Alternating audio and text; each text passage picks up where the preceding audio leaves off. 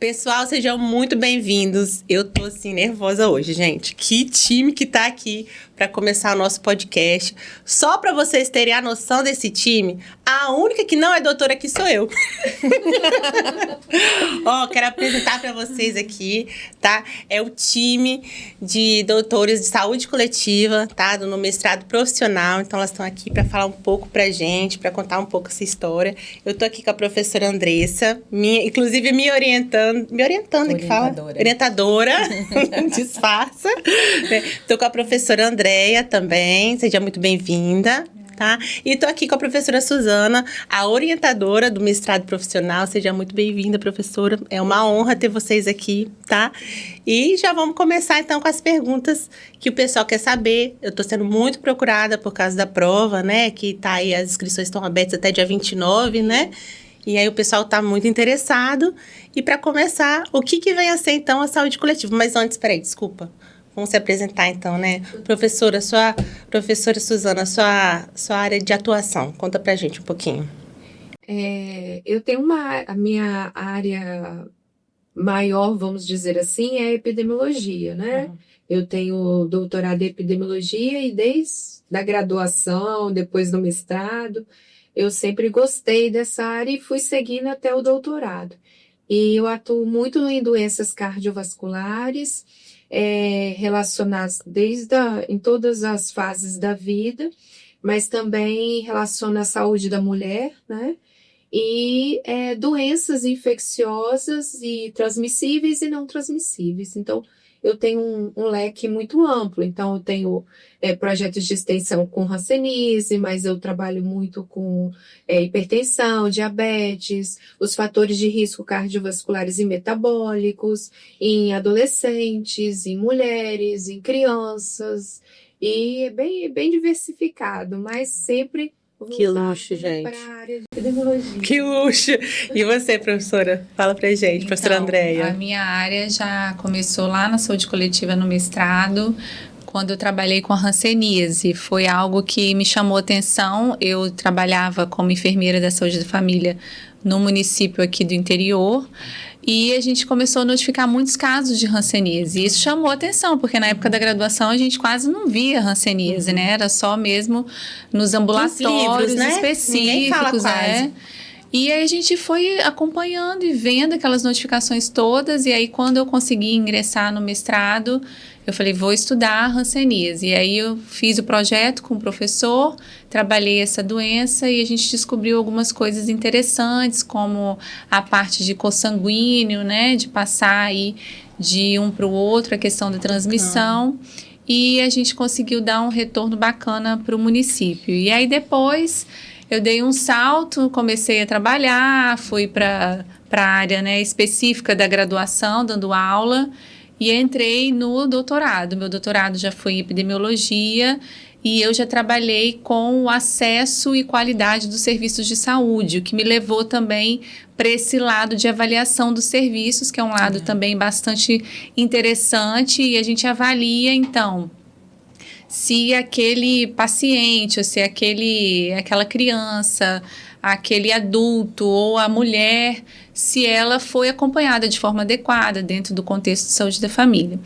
E também aqui na UFES de São Mateus, a gente também, em parceria com o hospital local, a gente tem trabalhado bastante com a segurança do paciente. Então, são frentes de trabalho bem importantes, porque a gente consegue mudar um pouco ali a realidade do local, do serviço, e ao mesmo tempo contribui para esse processo de ensino-aprendizagem para o aluno da graduação, para o aluno do mestrado.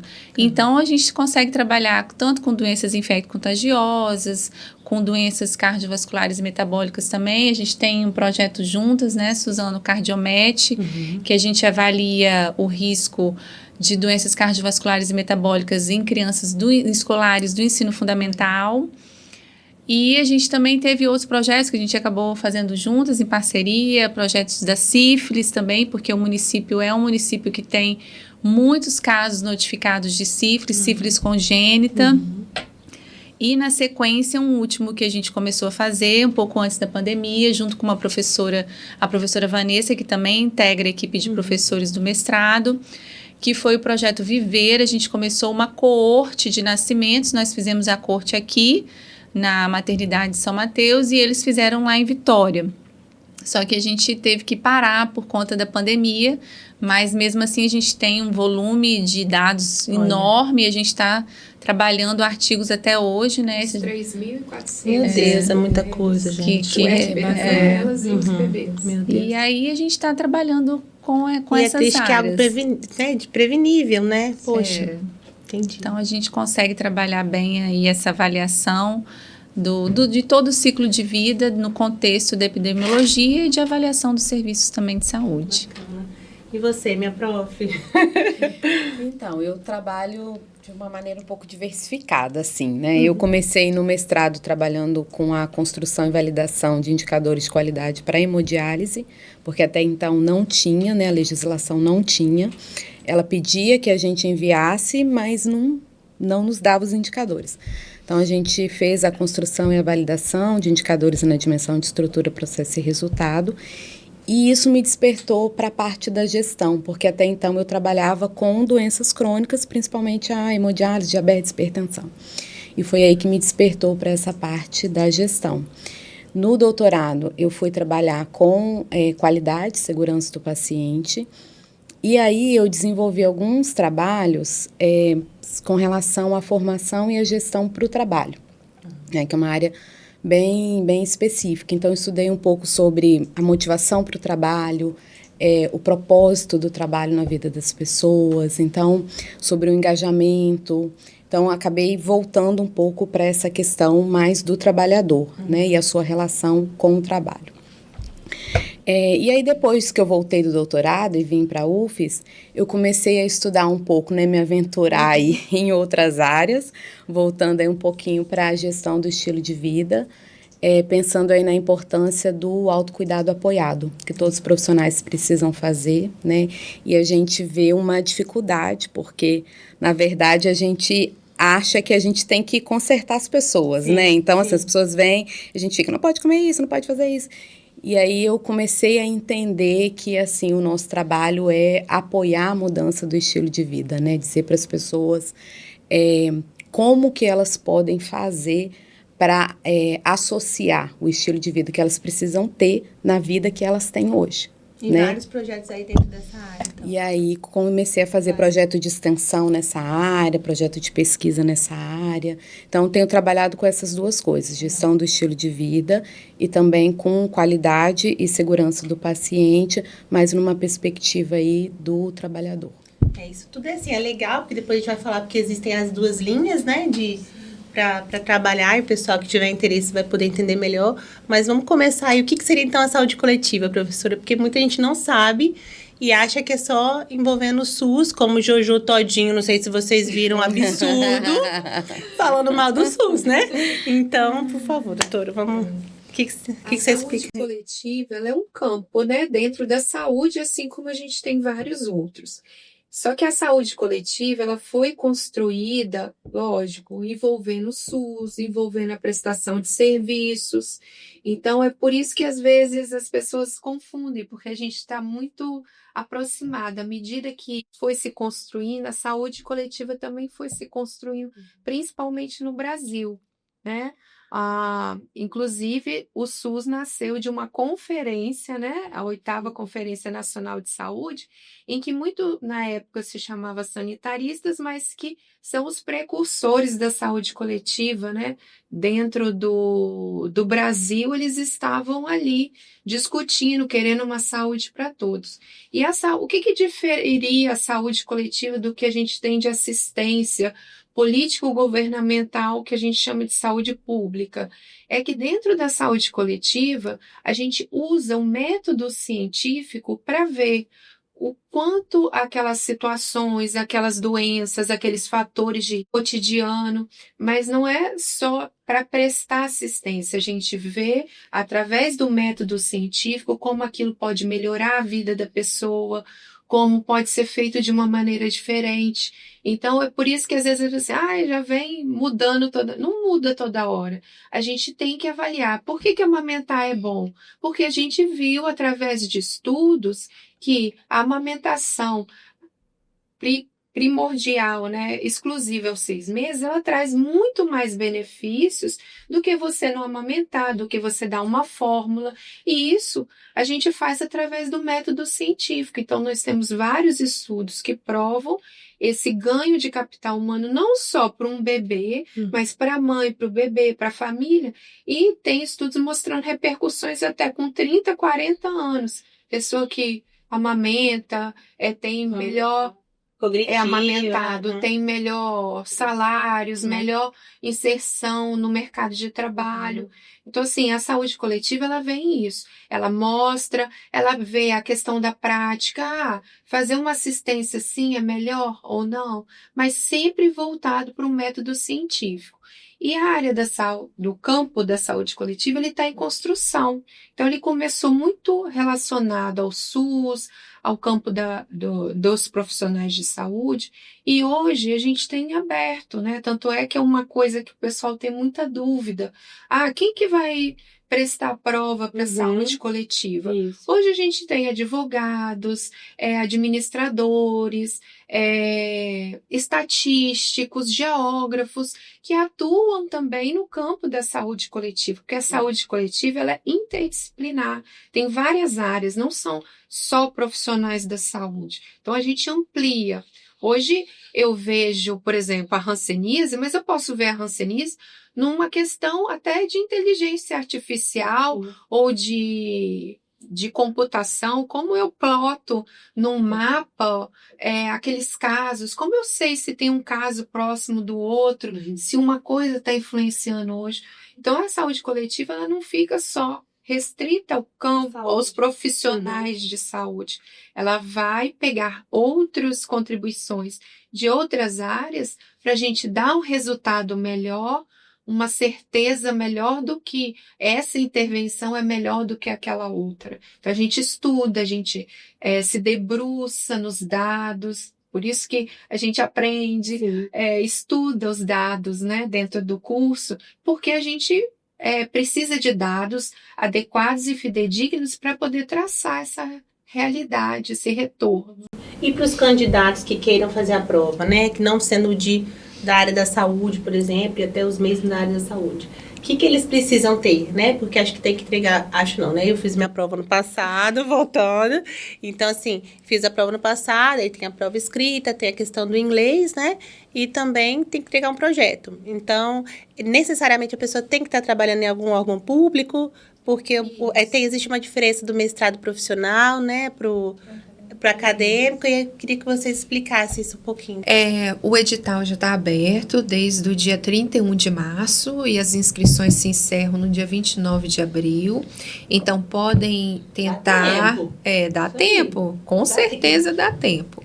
Então, quem é profissional de saúde, né, médico, enfermeiro, psicólogo, dentista, fisioterapeuta, farmacêutico, assistente social, todos esses profissionais, biólogo, né, que atua na área da saúde, pode tentar, mas também se você tem um nível superior em outros cursos, mas atua na área da saúde, você também pode fazer a prova, não tem problema nenhum.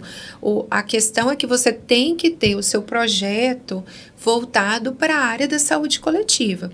E a área da saúde coletiva é isso que eu falei, né, antes, só que não precisa ser só na atenção básica, tá? Outro erro que as pessoas têm.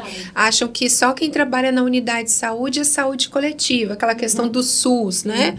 Lógico, a atenção básica é a maior parte do atendimento, né? De onde ocorre essas relações, essas questões, a epidemiologia dentro da saúde, da atenção básica, né?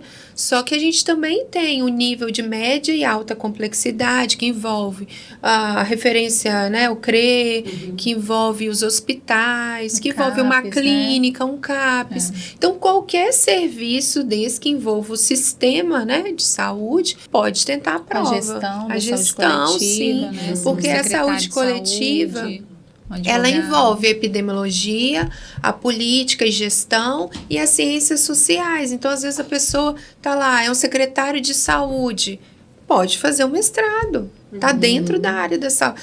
como diz, a saúde coletiva ela é igual a mãe, né? Ela envolve todo mundo ali. Eu lembro na época que eu estava fazendo doutorado, eu tinha um colega que era arquiteto. E ele fazia o doutorado na saúde coletiva, fazia uma disciplina com a gente lá no gerenciamento, mas ele era arquiteto e trabalhava na saúde coletiva. O projeto dele era sobre planejamento urbano. Então, como melhorar ali o planejamento urbano para melhorar a saúde das pessoas. Então, olha que interessante, né? A gente pode achar que não tem nenhuma relação, sim, mas tem, né? Tem arquitetura, tem engenharia civil. Por exemplo, a gente pode construir uma unidade de saúde, um hospital, nem igual construir uma casa. Você precisa ter toda uma organização. E isso também passa dentro da saúde coletiva. Tem a ciência da computação, isso, né? Ciência nós temos, inclusive, uma professora da computação lá, que ela ajuda, a gente quer que ela entre mais, né? Hoje ela está como colaboradora, mas o nosso desejo é que ela entre como permanente do programa e que ela traga, tem outros professores da área de computação, que a gente faz até projetos juntos, mas que a gente quer trazer para o nosso mestrado, porque a área de computação e saúde está muito interligada. Sim, a gente tem matemáticos, na pandemia mesmo, né? A professora Etéola se juntou com um matemático da UFES, né, o Etereldes, e eles fizeram toda aquela análise das curvas. Então, assim, é muito ampla a área da saúde coletiva, dá para todo mundo entrar. E aí o edital está aberto, pode tentar prova, né, os profissionais, que, conforme eu falei, e tem que estar no mínimo 1 ano atuando na área, até para você desenvolver o seu projeto, que o projeto ele precisa ser criado e desenvolvido para mudar a realidade do seu serviço, ali onde você atua. Então, por isso que ele é profissional. Então, a gente precisa fazer essa mudança. Então, o projeto é para isso. E a gente sabe que a pessoa, às vezes, está bastante tempo afastada da academia, vai ter uma dificuldade, mas tudo isso a gente entende e vai considerar na hora, né, da avaliação. Não vai, assim, deixar desmerecer uma pessoa porque ela não colocou todas as palavras tecnicamente ou cientificamente falando. Mas ela tem que emanar, né, surgir ali daquele ambiente de trabalho. Então, é isso que a gente quer. E se a pessoa está com esse desejo, já é bastante coisa. E é um grande ganho aqui para São Mateus, né? E região, né? Várias regiões aqui perto, a gente tem hoje, e foi difícil também vocês trazerem, né, após, né? Abrir um curso de mestrado é muito difícil, a gente levou muitos anos, né, para que a CAPES autorizasse. Então, a gente também tem todo esse procedimento, às vezes, por que tem que fazer tanta prova, proficiência?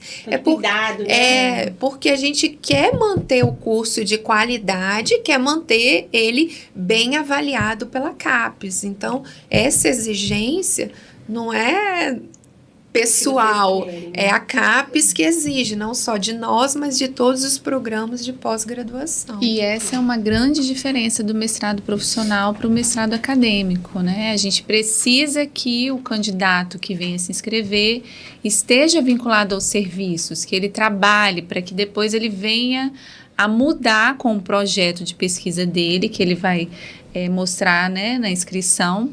Ele vai tentar mudar essa realidade dos serviços. Então, como está o serviço nesse momento? Qual é o nó crítico que ele está evidenciando ali? O que ele pode identificar como um problema que o mestrado vai dar toda a articulação necessária, todos os elementos necessários para que ele volte depois para o serviço, desenvolva essa pesquisa, esse trabalho lá e tenha um produto ainda que ele vai precisar construir ao longo desses 2 anos e que a ideia realmente é essa, mudar a realidade do serviço dele, que isso já é diferente do mestrado acadêmico. O mestrado acadêmico, que é o mestrado que nós fizemos, né, ele já está mais voltado para a academia, já está voltado mais para a formação no sentido de pesquisador, de professor, e ele tem uma outra vertente que é diferente do profissional de saúde coletiva.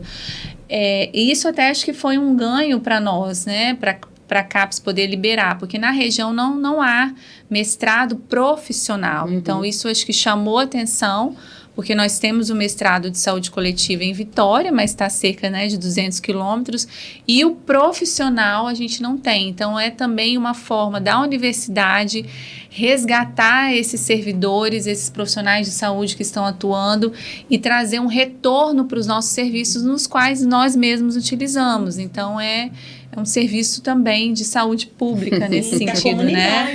Da comunidade. Legal. E em relação aos produtos? Quem está ouvindo a gente, o que são produtos, né? E aí? Então, eu acho interessante que as pessoas, elas ficam preocupadas, né? Falam assim, eu tenho que levar uma proposta pronta, que produto que eu vou fazer, né? Então, assim, o que a gente busca no processo seletivo são pessoas inquietas, né? Pessoas que olhem para a sua realidade e se incomodem com aquilo ali. E aí, quando ela vier, a gente vai discutir várias coisas com ela e produzir ainda mais inquietação, né? Muitas inquietações. E aí, a gente vai discutir várias possibilidades de soluções também, né? E aí, a partir daí, ela vai formar o que vai ser depois o seu produto final. Então, ela vai trazer várias ideias, mas ela não precisa se preocupar em chegar com a ideia perfeita, né? Porque isso vai ser formado.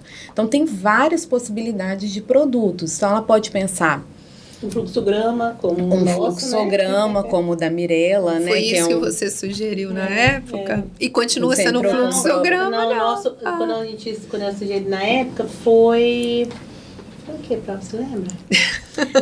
Era alguma coisa de gestão do estilo de vida para pessoa com dor crônica. Era alguma coisa. E aí trocou. Era um protocolo de assistência. Era um protocolo, né? Olha, você vê, protocolo de assistência. A professora de método lembra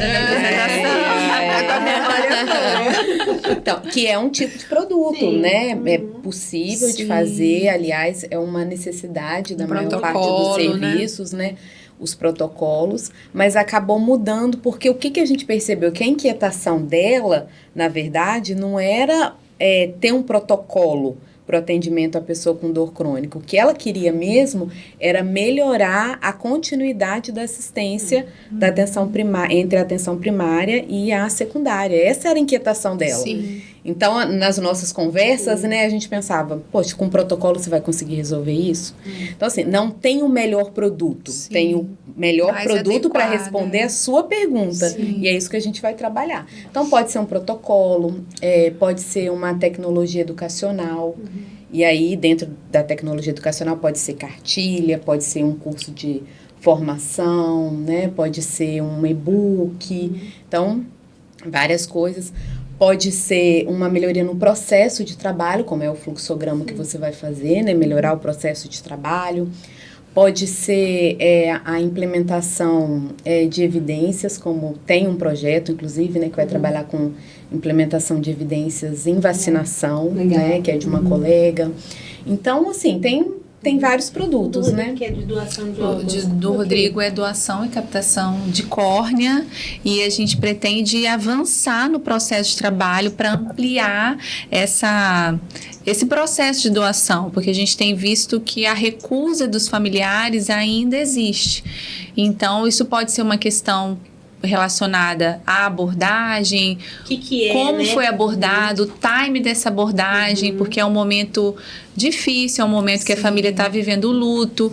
Então, nós vamos estudar todo esse processo para identificar as possíveis lacunas. A gente já tem algumas que a gente pensa e também visualizou na literatura.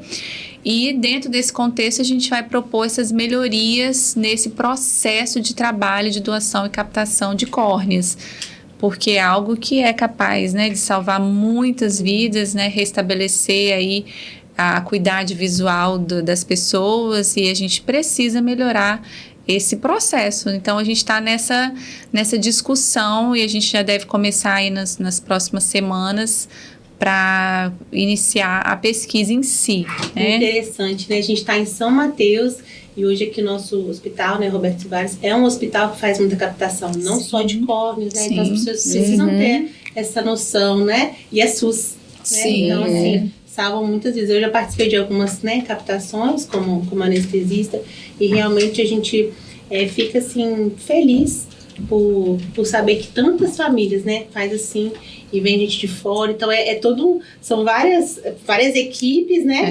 E muitas etapas até chegar junto, no processo final. O transplante. Então, como a gente pode melhorar essas etapas até chegar no sucesso, no desfecho satisfatório para esse paciente, né? E entender que a gente está salvando uma vida ali, a gente está proporcionando uma outra qualidade de vida, uma outra proposta para aquela pessoa que está naquela fila de espera, às vezes sem muita expectativa de vida, e a gente consegue resgatar esse bem-estar dela. Então, é muito importante, a gente precisa discutir isso também, né? Uhum. Por que a gente não faz esse processo de doação? Por que a gente não entra nesse... Por que não se fala mais sobre isso também, né? E de forma... Houve agora, recentemente, um caso, né, de contágio de vírus, né, do HIV. Isso. E isso impacta também, né? Então, assusta as pessoas e aí dá um passo para trás. Quem pensava em doar já talvez não pense mais. Sim. Porque hoje, na verdade, né, as redes sociais está tudo muito sugerido, né? Então, esse também foi o objetivo da gente trazer o podcast para a gente falar, os profissionais que tiveram já trazendo essas informações. E eu acho que vocês vindo para cá também, porque a gente entra no mercado de trabalho, a gente tá lá, né? Principalmente nós mulheres. Várias coisas para dar conta. E aí, tá com vontade de fazer um mestrado, não vou dar conta, porque já é muita coisa, né? E vocês, como mulheres e pesquisadoras, e aí, como é que foi? Vocês sentiram dificuldades, desafios para poder chegar até aqui?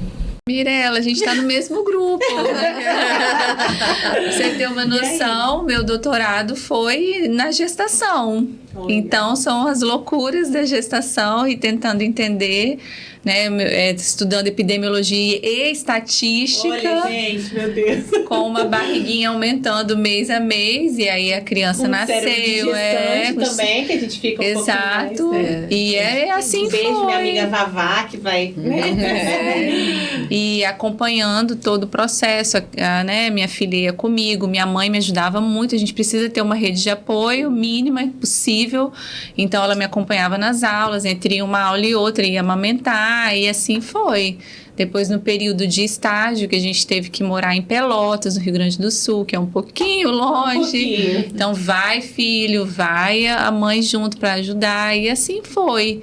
Né? Enquanto eu falava com ela, minha filha, eu tenho que fazer o artigo, eu deixava ela rabiscando meus livros, desenhando, né? E assim vai. Então, a gente só consegue avançar se a gente encarar, porque não é fácil, né? A gente fica multitarefas, né? Sim. É o trabalho da mãe, é o trabalho de esposa, de dona de casa, gerenciamento da casa, gerenciamento acadêmico, sua profissão. Então, são muitas tarefas dentro do contexto da mala que a mulher tem que carregar, né? E eu sinto isso, né, a professora Andressa não tá aqui, né, que não me deixa mentir. Eu tive vários desafios no ano passado, né, logo que entrou. E eu falo assim, que bom que eu tive ela tá aqui, né, do meu lado, eu vou aproveitar para falar isso, que bom que eu tive alguém que entendesse também que existe um lado humano, além da pessoa buscando o crescimento profissional, mas também o lado humano, os desafios, dificuldades, né, tem dia que a gente tá bem, tem dia que não tá, né, e a gente precisa encarar. E aí, voltando aqui os amigos, né, perguntando, e naquela inquietude, faço, não faço, o medo de dar conta. Então, assim, existem as aulas, né, que a gente estava falando, para poder a gente aprender um pouco mais. São 2 anos, né, de curso. E aí, quem quer falar sobre isso? Grade. E aí, as aulas, elas, assim, nós fizemos, tudo foi pensado em vocês profissionais, né? Então a gente não construiu o curso pensando em quem não trabalha, a gente construiu o curso pensando em quem trabalha, em quem já tem uma família, em quem pode, né, tem filhos, tem dificuldades. Então as disciplinas, elas são aquelas que são importantes e essenciais para vocês irem evoluindo ao longo do curso, né? Para ter os créditos, mas também pensando em vocês. Então, a gente concentra as aulas das quintas e sextas-feiras, justamente as aulas, as atividades, às vezes seminários, simpósios, a gente procura fazer tudo nesses 2 dias, justamente porque vocês já conversaram, já combinaram com o serviço.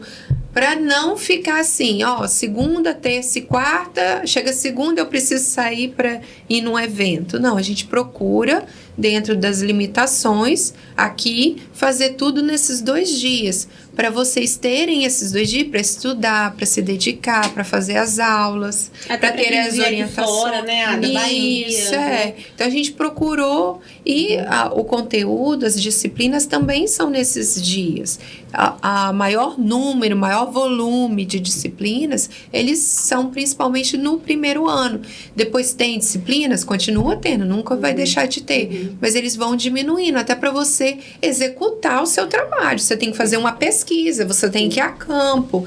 Então, se você ficar só dentro da sala de aula, não tem como, mas a gente nesse primeiro ano te instrumentaliza para você fazer essa pesquisa, né? Então, assim, eu não...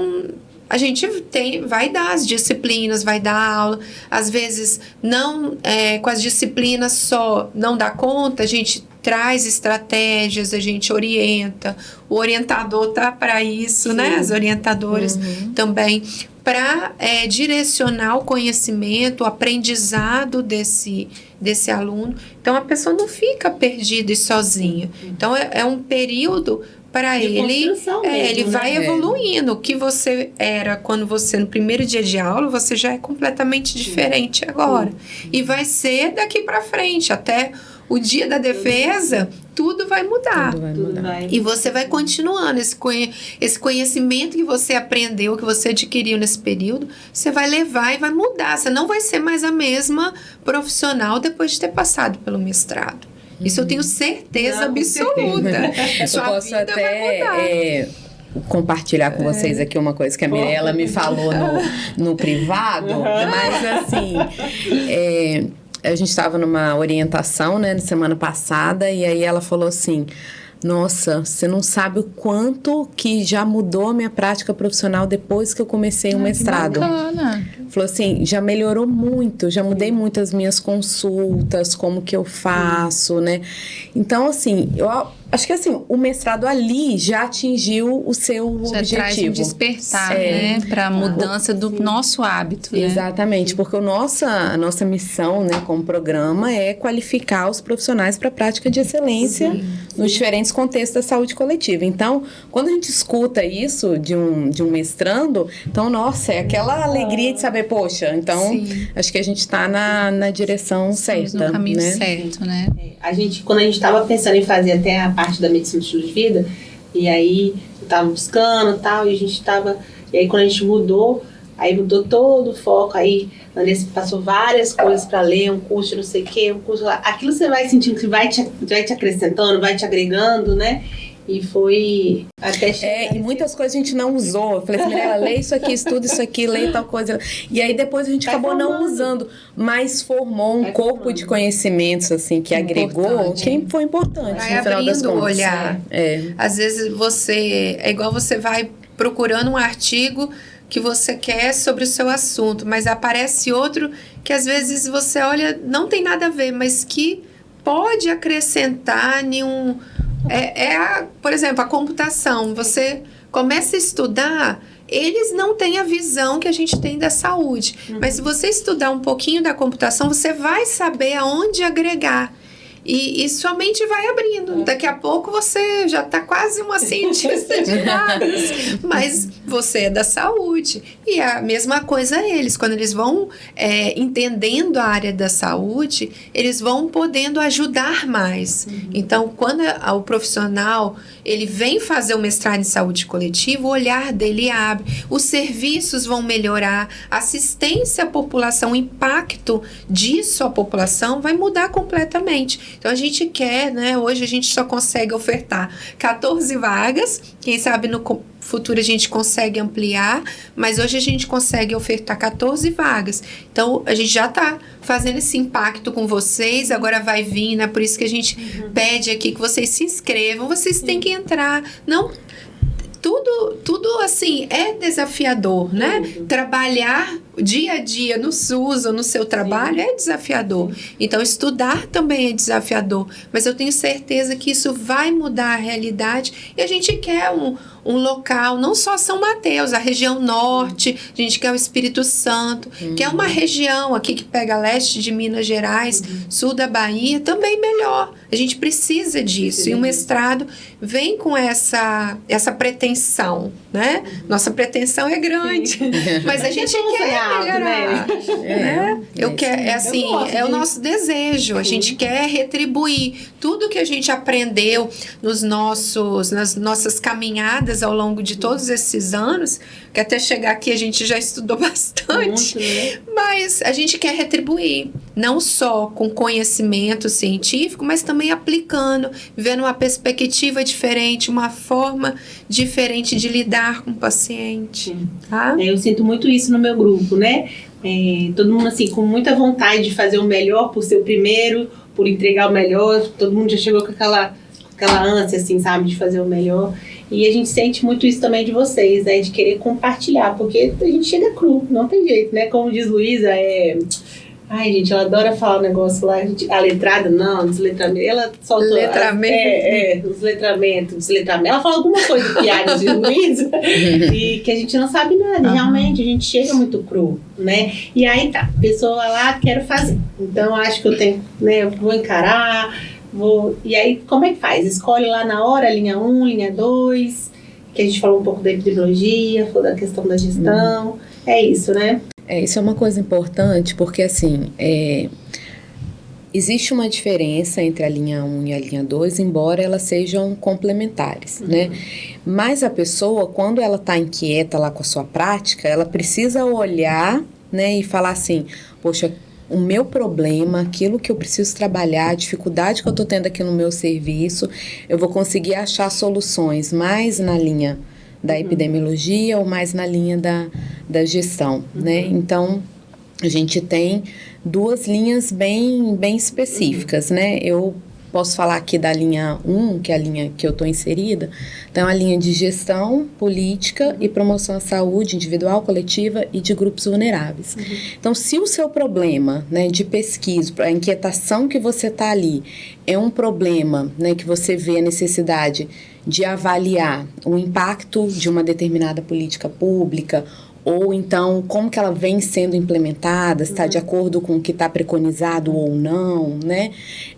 O que pode ser melhorado na sua implementação, qual que é a efetividade dessa política, qual que é a viabilidade econômica dessa política, ou então você quer trabalhar alguma estratégia de promoção à saúde, ou de avaliação do seu serviço. Então, essas questões são questões que se inserem mais na linha 1, né? Que são mais voltados a pensar questões de gestão, planejamento, avaliação e promoção à saúde, né? Então, aí você vai nesse caminho da linha 2, né? Da linha 1. A linha 2, que vem complementando, ela vai trabalhar esse processo de saúde e doença no ciclo vital e os seus determinantes sociais. Então, a gente vai ter o aluno, né, o inscrito, o candidato ao mestrado profissional, que ele vai fazer a inscrição para o edital e depois ele vai ser alocado conforme essas duas linhas de pesquisa. Para cada linha, a gente vai ter mais ou menos 7 professores, né? Porque somos 14 no máximo, então 7 professores estão na linha 1, vão desenvolver pesquisas relacionadas a essa temática que a Andressa falou, e o restante vai estar nessa linha 2, que vai trabalhar esse processo de saúde e doença no ciclo vital e os seus determinantes sociais.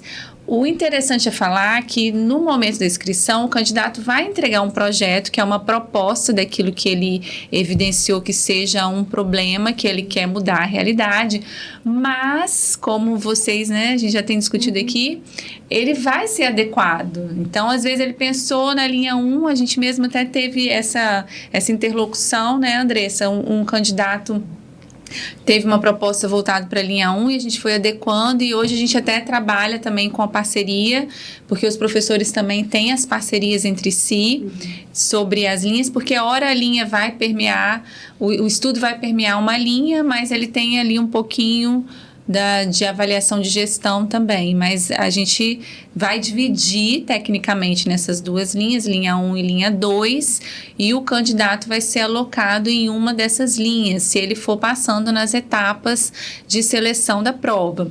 E aquele produto que ele vai apresentar, ele pode sofrer as adequações conforme a necessidade.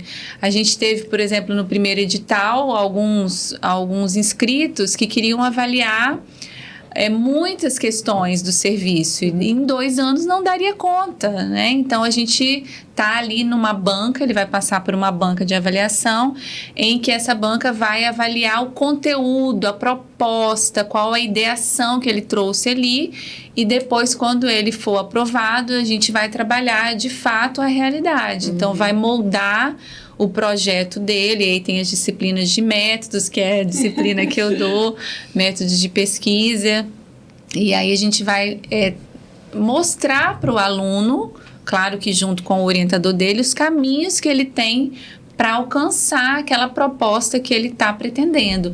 E é um exercício, porque às vezes a gente pensa algo, mas depois a sua aplicabilidade não é real. Fica então, grande, né? Igual a gente, Então a gente fala, isso não é para o mestrado, isso é para o doutorado. Então vamos voltar um pouco atrás. Então essas adequações a gente vai fazendo. A proposta inicial de Mirella, a gente precisaria de um mestrado, um doutorado, um pós-doc para dar conta de fazer, né? Então, o Rodrigo, que é o aluno que está comigo, que está querendo trabalhar, né, a doação e a captação de córnea, ele queria trabalhar também educação e saúde nas escolas, ele queria passar em todo o município. Eu falei, não, a gente não vai dar conta neste momento. Nesse momento, a prioridade é formar um projeto que seja factível para ser desenvolvido. Isso porque a gente ainda vai encontrar no campo de pesquisa todas as dificuldades que vão fazer a gente voltar para trás e repensar também as próximas estratégias. Então, isso é contínuo.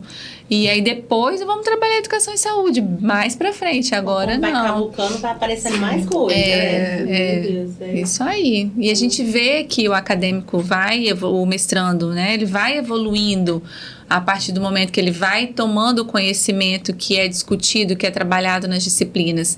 E certamente hoje, se a gente fosse apresentar os projetos, eles já trariam outras construções, outras propostas, já com todo esse arcabouço de conhecimento que ele vem adquirindo. Então, é bacana ver essa evolução também do mestrando, né? E esse olhar dele para mudar o serviço. Então, é bem interessante. E é interessante que ele recebe uma instrumentalização que aquilo que ele não der conta de fazer no mestrado, ele vai conseguir fazer depois, né? Trabalhando ali, ele consegue implementar no serviço e melhorando, qualificando o seu serviço, né? Porque essa é a ideia, né? A gente também estudar e né, passar esses 2 anos se dedicando para não trazer uma coisa que seja realmente, né, aplicável, né? Acho que não faz também muito sentido, né? Então, a gente precisa pensar nisso. Então, resumindo, tem que fazer a prova. Tem que se inscrever. Tem que fazer a inscrição, tentar, não fazer tem. A gente só vai saber, a gente tem que se expor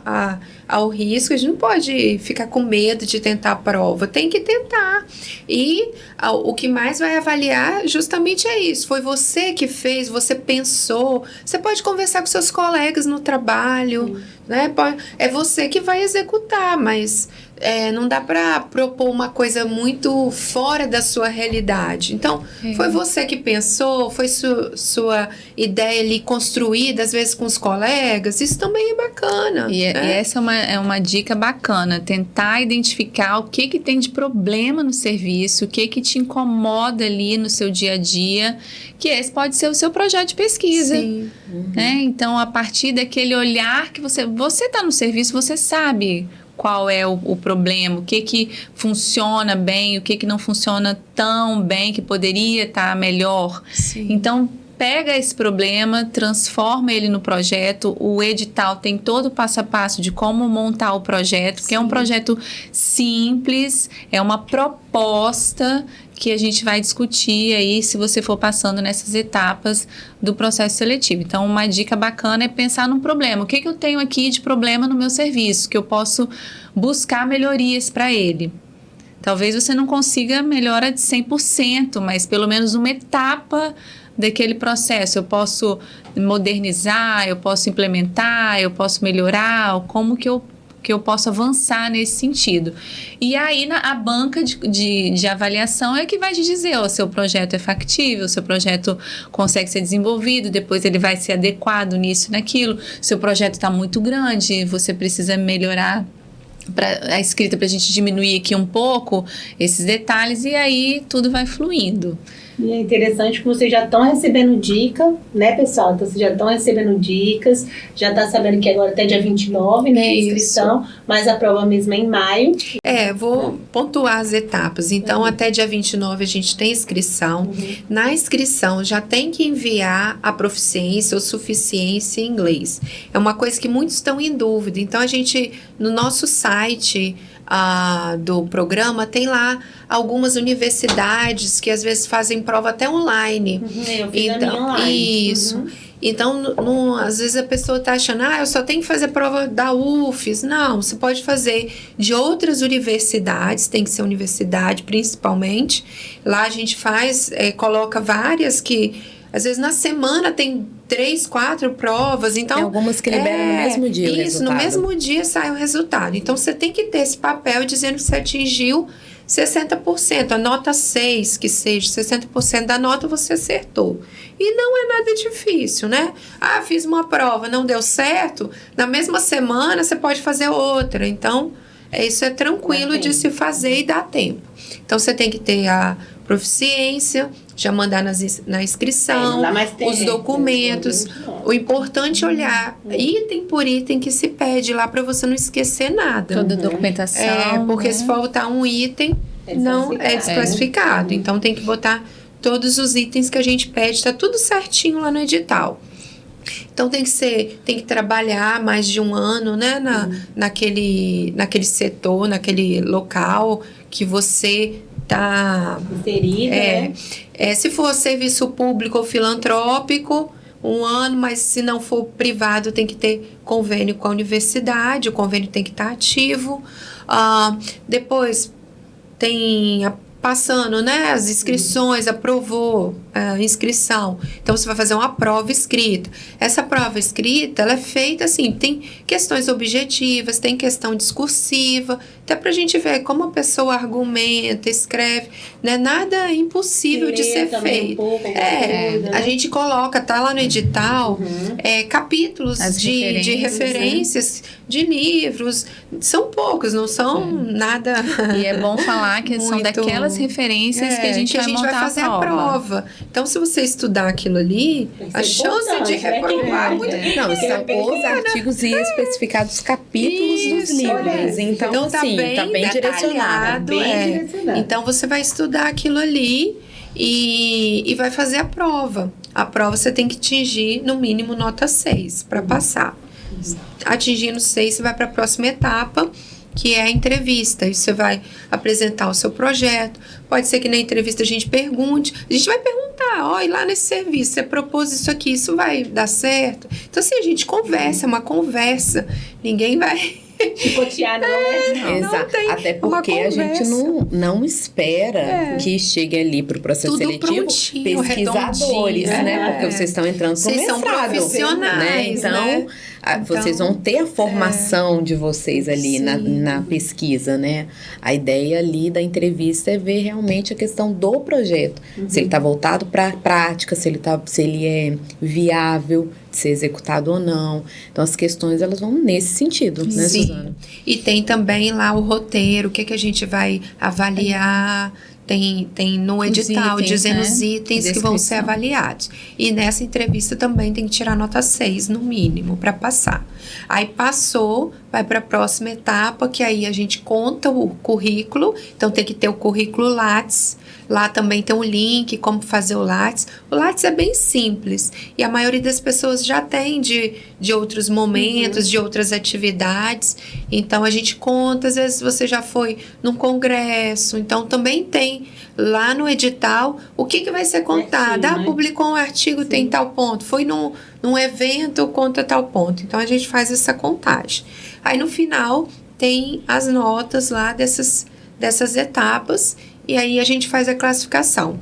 A classificação, é que tem a diferença, porque a gente, na UFES, tem ações afirmativas. Então, a gente tem quem é ampla concorrência, que não se insere em nenhuma ação afirmativa. Por exemplo, as ações afirmativas são população negra, que é pretas e pardas, aí tem no edital também como você vai comprovar isso, reservada para quilombola indígena, pessoas com deficiência e travestis e transexuais e refugiados. Então, a gente tem vagas reservadas, tá? A maior número de vagas foi para negros e pardas, porque é a população que a gente tem aqui a maior representatividade. Então, por isso que tem 3 para essa e 1 para as outras. E 7 para ampla concorrência. Então, as pessoas que não se encaixam nesses outros critérios, elas vão para ampla concorrência. Então, vai ser a maior nota para menor. Tá, e aí, então, nesse caso, por exemplo, que eu lembro que no nosso a gente você tinha até comentado alguma coisa sobre isso, que o ano passado a gente, por exemplo, eu tive a oportunidade de conhecer a professora Andressa antes, né? E aí eu vi que encaixava muito minha questão do meu projeto com ela. E aí eu falei, não, eu escolhi. Então agora não vai ser isso, né? Então, não, agora hoje você não, nesse edital você não vai escolher mais, você vai escolher a linha, vai indicar o professor. E dentro da linha a gente vai ver, por exemplo, você mandou um projeto, encaixa mais para André, encaixa mais para mim, encaixa mais para o outro professor. Então a gente achou melhor ajustar assim. Porque se você vem já, eu quero Andressa, não serve, eu não quero Andréia, não quero Suzana. Então mas fica. Às vezes o projeto não encaixa. Tem relação. Então acho que. Não, e também eu acho fazer que a linha. Porque no meu caso eu fui apresentada porque o nosso interesse, né, casava. Mas, por exemplo, quem não é nem da área, não conhece, por exemplo, eu não conhecia ninguém. Sim. Entendeu? Então, às vezes, até, quem que eu vou escolher? Não sei. Não conheço. Então, até o pessoal ficar mais tranquilo em relação a isso, né? A questão é mais o projeto e a linha que vai encaixar. Né? Acho que o pessoal fica mais tranquilo. E também no nosso site tem a relação de professores por linha. Então, se a pessoa quiser... eu não sei que linha encaixar, mas eu sei que na linha 1 tem um professor que trabalha com o que eu estou querendo fazer. Ou na linha 2 tem professores que trabalham mais com o que eu estou desejando fazer aqui no meu serviço. Então, eu sei que vou para a linha 2. Uma dica é olhar no edital esse quadro em anexo que tem distribuído as 2 linhas, linha 1 e linha 2, e a relação com os nomes dos professores. Dá uma pesquisada no Lattes de cada professor para ter uma noção do que ele está pesquisando ultimamente. Não quer dizer que não vá te orientar, né? Igual o meu caso. Eu nunca trabalhei com doação de órgãos, mas é um contexto que é passível de ser, né, orientado. Então, é só para você ter um norte de entendimento, quais os processos de trabalho, quais as pesquisas, extensão que aquele professor está fazendo, para você ter uma noção se aquilo se encaixa um pouco com a sua proposta de trabalho ou se não tem a ver. Não achou? Não tem problema. Faz o seu trabalho mesmo assim, faz o seu projeto. Lá, e depois a gente vai... E a gente vai no processo de avaliação acompanhando e vendo como se enquadra melhor, Sim, né? até porque pode vir de Minas, né, Bahia, da perto, né? Sim, pode. Eles podem vir e assim, a gente depois vai fazer uma avaliação e ver onde se encaixa melhor. Porque é difícil para um professor se deslocar para uma área que é muito diferente da dele, né? Então, eu tive não na pós-graduação, mas na graduação, uma aluna que me procurou ano passado, querendo trabalhar com epidemiologia do sedentarismo. Aí eu falei assim, olha, sedentarismo, ok, é uma coisa que eu posso trabalhar. Agora, epidemiologia eu não trabalho, né? Não está dentro do tipo de pesquisa que eu faço, do tipo de produto, né, que eu tenho interesse em desenvolver. Então, fica muito difícil para mim. Tem outros professores que têm condição de te orientar melhor nessa área, né, nessa linha. Então, assim, é mais nesse sentido, para que também tenha, assim, uma acomodação melhor entre aquilo que o aluno quer pesquisar, que é uma necessidade do serviço, e aquilo que os professores têm mais expertise também, para poder contribuir de alguma maneira. Sim.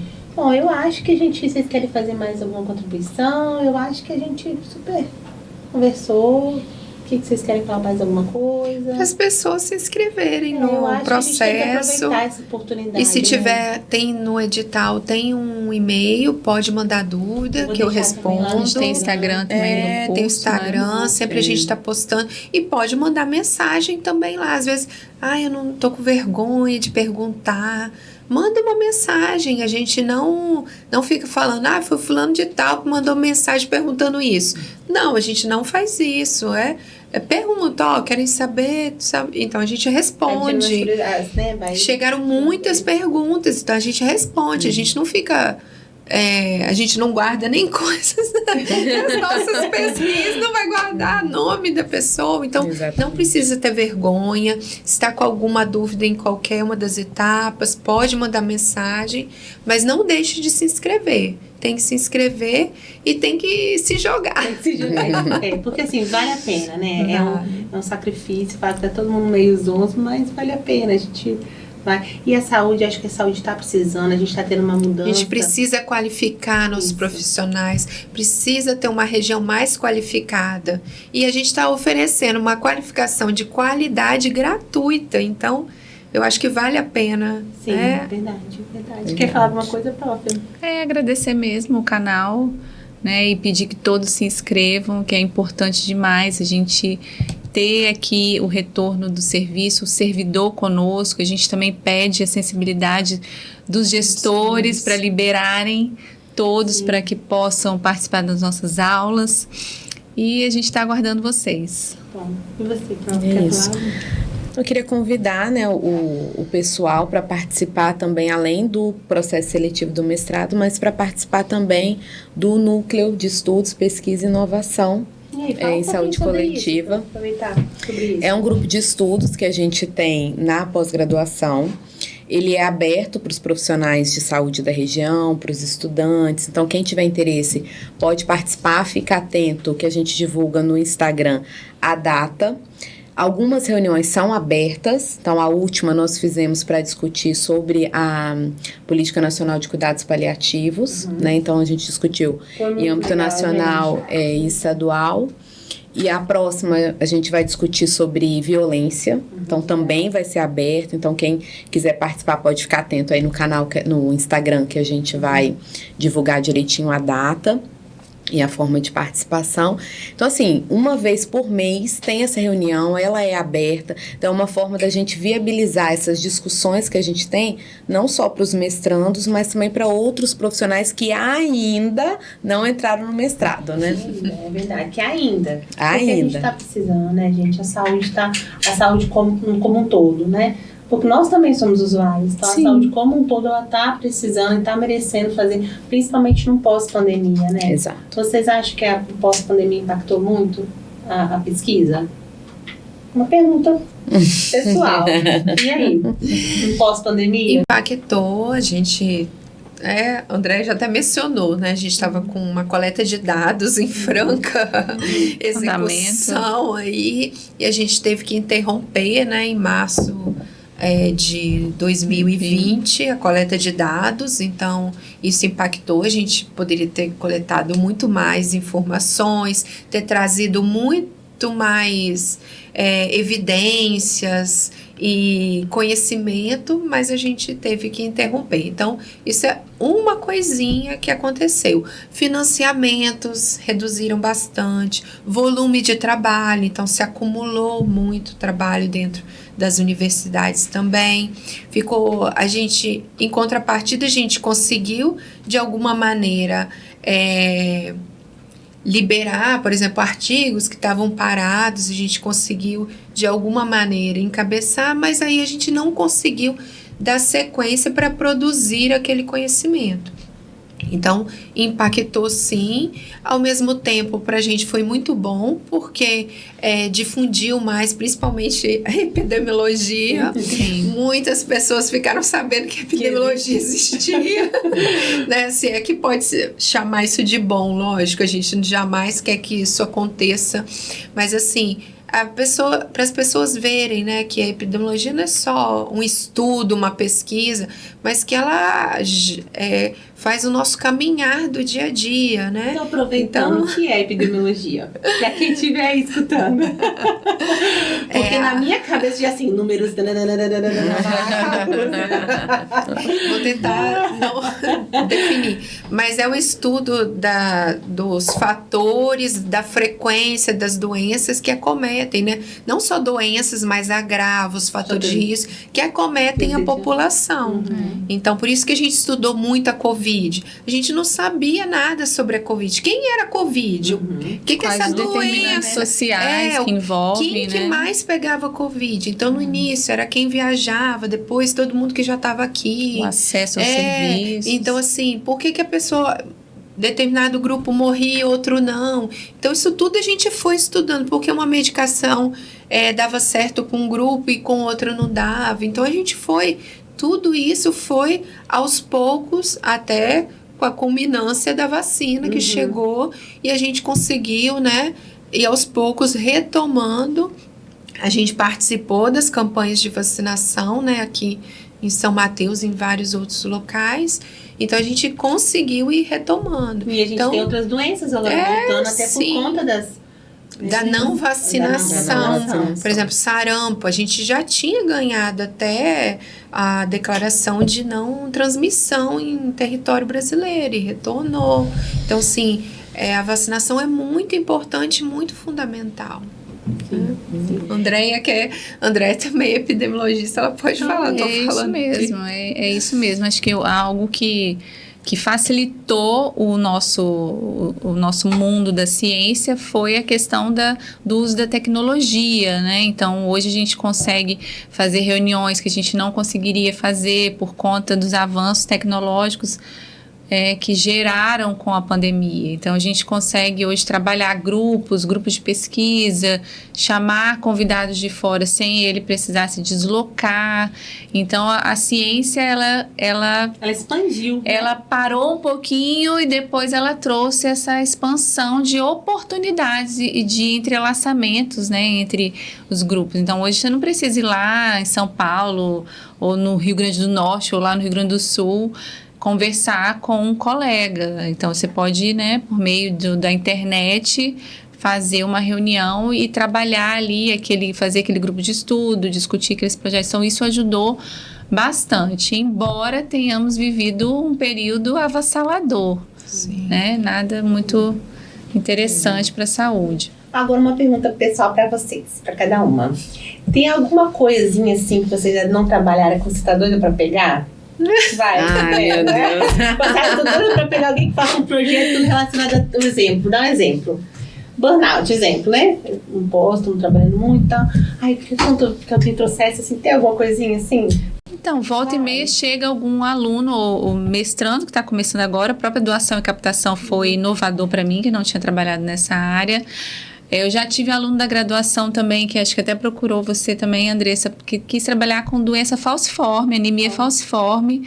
Então, volta e meia chegam alunos com aquele nicho ali de preocupação que ele tem naquele local. E certamente os que se inscreverem para esse mestrado vão vir com alguns pensamentos únicos, assim, que são bem diferentes do grupo em comum para discutir. Mas a gente está aberto à discussão, a gente pode direcionar o aluno ali, o mestrando, na melhor forma para que ele consiga desenvolver a pesquisa. Então, que venham pesquisas diferentes para nós. E aí? A minha é continuar, né? Eu fiz meu doutorado, eu relacionei a idade da menarca com fatores de risco cardiometabólicos e continuar essa questão de hormônio. Eu penso até em fazer mais coisas aí no futuro, relacionar a questão hormonal, o climatério, né? A menopausa é algo bacana, também, né? A gente já fez. E continuar a relação entre essas fases da mulher, né? A saúde da mulher, com as doenças cardiovasculares e metabólicas. Outro que dia a gente tem uma entrevista sobre isso, que eles fazem pouca pesquisa e liberam pouca coisa nessa parte para a mulher, né? E quanto impacta a vida da mulher, né? A gente tem toda essa transformação hormonal e tem ganho de peso, adiposidade, então isso tudo interfere na saúde, né, metabólica, mental. A gente tem aí as demências de maneira geral, né, aumentando, principalmente na mulher, né. Até aí tem que estudar. Sim. A carga, aí vai também nas ciências sociais, o comportamento feminino, a mudança do comportamento feminino na sociedade. Tem tanta coisa para estudar. Você tem alguma coisa assim no seu coração, que é algo que você está com a vontadezinha de trabalhar?